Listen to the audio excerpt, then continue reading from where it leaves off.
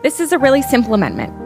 What it says is that no funds can be used to construct, sustain, outfit, or maintain a makeup studio for the Secretary of Defense. Secretary Hagseth is more interested in concealing and covering up his mishandling of sensitive attack plans and his blemishes than strengthening our national security. We don't need a made-for-TV defense secretary. We don't need someone more interested in their appearance than in ensuring the safety of our service members. But according to a CBS News report, Secretary Hagseth has ordered a new makeup studio at the Pentagon that will cost taxpayers thousands of dollars.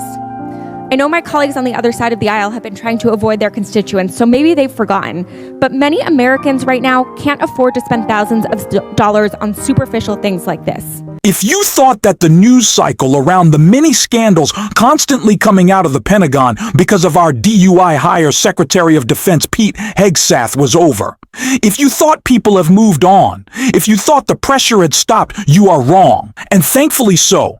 Because not only does Pete Hegseth have a new scandal bubbling, but Donald Trump has taken notice. In an interview he just gave, he hinted at the fact that things could be looking pretty grim pretty soon for Pete Hegseth.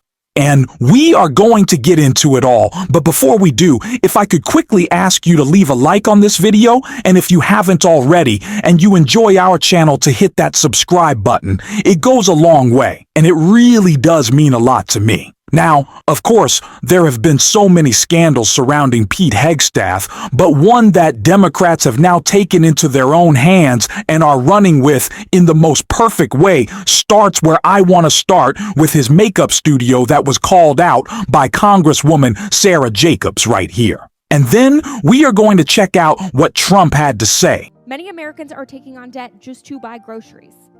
People can't afford the rising costs of housing, healthcare, childcare, and education when their paychecks aren't going up either. These reports of the Secretary of Defense spending taxpayer dollars on a makeup studio are further proof that everything this administration is spewing about waste, fraud, abuse, and efficiency is total bullshit. This is about furthering their agenda, whether it's paying for a tax cut for billionaires or looking good on TV. This makeup studio isn't going to make Americans safer. It won't protect the lives of our service members. It won't strengthen our national security. Now, many of you have seen my makeup videos. I wish Congresswoman Mace was still here at this markup, because I know she has. I pay for my own makeup with my own personal funds, not at taxpayer dollars. And if Secretary Hagseth wants to use his personal funds on this, he should feel free to do so. I understand he made a pretty penny on Fox and Friends. But I don't think hard-working American taxpayers should shoulder the cost of Secretary Hagseth's personal vanity project. To me, this seems pretty common sense. So I urge all of my colleagues to support my amendment so that not a cent of taxpayer dollars can be spent on this makeup studio. Thank you, Mr. Chairman. I yield back. I think this is perfect. Donald Trump and Elon Musk claim that they want to trim the fat. They want to cut the waste. They want to make government run more efficiently. And Pete Hegseth is spending our taxpayer dollars to build a makeup studio for himself so he looks prettier on TV. What happened to bringing back the manliness? What happened? We're tough guys. We're rough and tumble. We're fighting. There's nothing wrong with a guy, throwing on a little foundation, little base. That's not wrong, but there is something wrong with spending 100,000 taxpayer dollars in doing so. Mr. Manly Pete Hegseth. So yes, Sarah Jacobs, continue to hammer this home. I love that it was a resolution that she introduced, and I love that Pete Hagseth continues to screw himself over in just the most public ways, which he did, accidentally attacking Donald Trump. And it's the reason that we're going to get into what Donald Trump had to say about him recently. But let's check out this article first. No idea what he's doing. Hagseth roasted for ending Biden initiative championed by Marco Rubio and signed into law by Donald Trump. Defense Secretary Pete Hagseth announced on Tuesday that he canceled a program that promoted women in national security and military roles in the U.S. government, sparking a quick backlash. This morning, I proudly ended the Women Peace and Security program inside the Department of Defense. WPs is yet another woke, divisive social justice Biden initiative that overburdens our commanders and troops, distracting from our core task, war fighting, wrote on X. Hagseth continued, WP is a United Nations program pushed by feminists and left-wing activists. Politicians fawn over it, troops hate it. DoD will hereby executive the minimum of WPS required by statute and fight to end the program for our next budget. Good riddance, WPS. Hey, Seth's announcement quickly raised eyebrows though, as the Women, Peace and Security Act, which created the program he ended, was not only signed into law by Donald Trump in 2017, but was also sponsored in Congress by key members of Trump's current cabinet. Punchbowl News' Andrew Dario connected some of the dots in a reply to Hagseth, writing, Marco Rubio is the lead Senate sponsor of WPS, Kristi Nolan was the House sponsor, and Mike Waltz chaired the House's WP's caucus. Rubio is, of course, Trump's Secretary of State, while Noam serves as Homeland Security, and Waltz is the National Security Advisor. Ending the war on woke that was perpetuated by who? Donald Trump. This is an idiotic administration eating its own and attacking itself. Pete Hagseth has no idea what he's doing on a day-to-day basis, and he makes that, ever so clear. Anytime he opens his mouth or really does anything at all, it's almost like he should be fired. And it seems like Donald Trump might be starting to think that, as we can see in this interview right here, better get his act together. Trump hints he's ready to make a move against Hagseth. Donald Trump sat down for a lengthy interview with The Atlantic where he gave a hint that he's troubled by his Defense Secretary Pete Hagseth's job performance so far. The Pentagon chief has embroiled in scandal for weeks over his usage of the non-secure Signal app to plan military operations with individuals outside of the government, including The Atlantic's editor-in-chief Jeffrey Goldberg, who the president invited to the interview along with two correspondents for the magazine. This will be very, very interesting, Trump said. By way of greeting us as we approach the Resolute desk, wrote reporters Ashley Parker and Michael Shearer. You think Biden would do this? I don't think so. When we mentioned the turmoil at the Pentagon, including recent reporting that Hagseth had installed a makeup room in the building, the president smiled. Parker and Shearer wrote, I think he's going to get it together, Trump said of HG's. I had a talk with him. A positive talk, but I had a talk with him.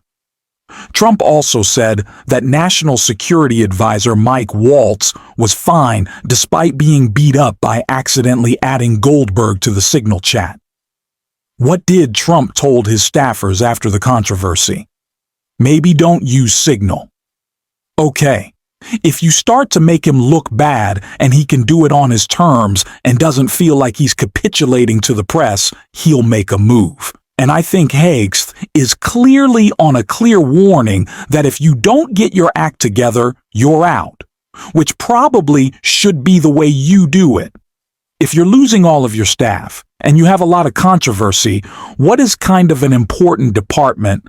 The Department of Defense kind of keeps us safe. And so you do what you want. Smart leadership. Yeah, I don't think it's a crazy idea to fire the guy creating all the chaos and problems and scandals at the Pentagon. Is it an understatement to say it's kind of an important department? It's the Pentagon. What? Yes, the incompetence of this administration is on constant display. It is shocking how bad these people are at their jobs and how little they seem to care. And this is the same conversation around tariffs with this flip-flopping around Heath. Maybe we'll get rid of him. Maybe he'll stay. What? How do you not have a clear plan? How do you not have a clear idea?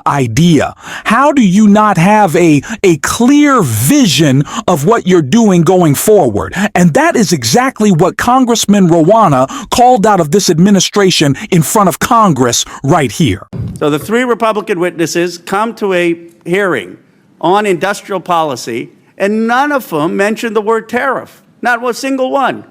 And yet all Donald Trump is doing is tariff policy when the three Republican witnesses are recommending 100 different things other than tariff policy? Mr. Bishop, do you agree with Donald Trump's tariff policy?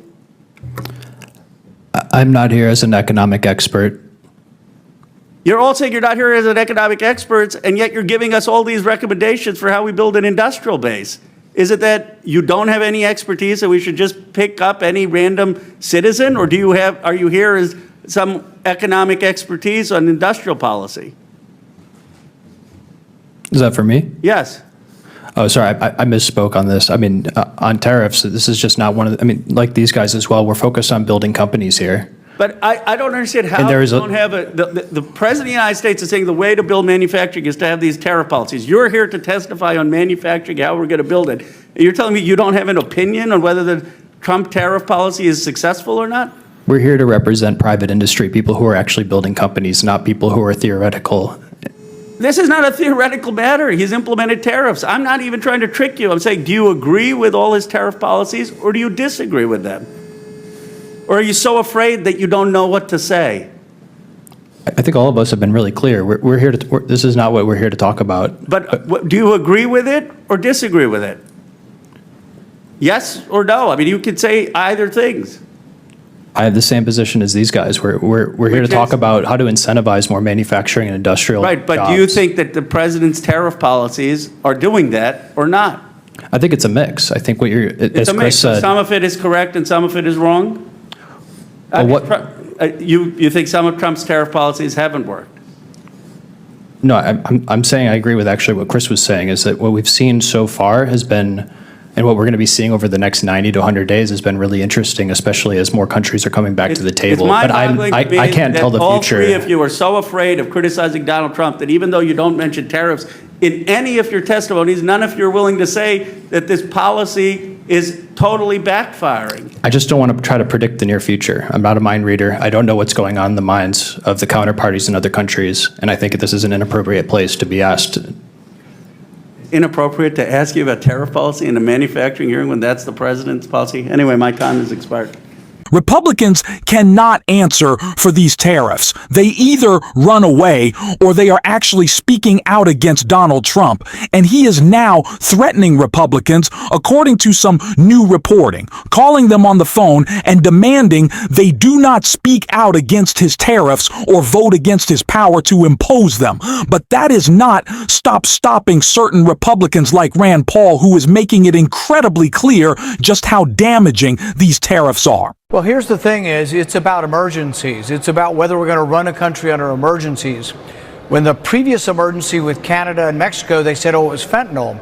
I don't know, are they alleging that fentanyl is coming from Sweden or Finland or Monaco or, you know, it's emergency for 80 some odd countries. And through that emergency, then they're instituting a tax, which is a tariff, without the authority of Congress. So I have two objections. One is the emergency, and then there's the economic objection to tariffs. But primarily the debate really is over whether or not you're going to have the power of taxation originate in Congress. This is something, you know, the English fought against the king doing it. They fought for the supremacy of Parliament.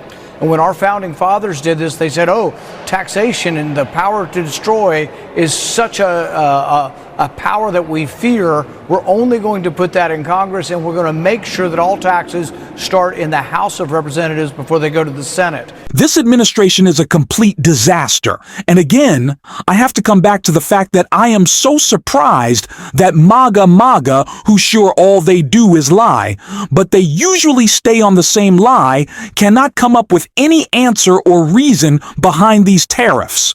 Today, when Jeff Bezos was attacked by Donald Trump by the White House for, in their words, acting in like political action. It's like political, you know, this is treason, is essentially what they were saying, that it was an attack by Amazon to point out the fact that tariffs raise cost. Yeah, that's the point. Like, tariffs or not, the point is to raise costs on foreign goods. So why were they mad that was being pointed out when it's obvious? It is incomprehensible to try to figure out what this administration is doing. So I'm not even going to try. We're just going to call him out. And if you want to support that, as always, you can hit that subscribe button, leave a like on this video, and if you stuck around to the end, drop a blue heart in the comments. And until next time, I'll see you soon.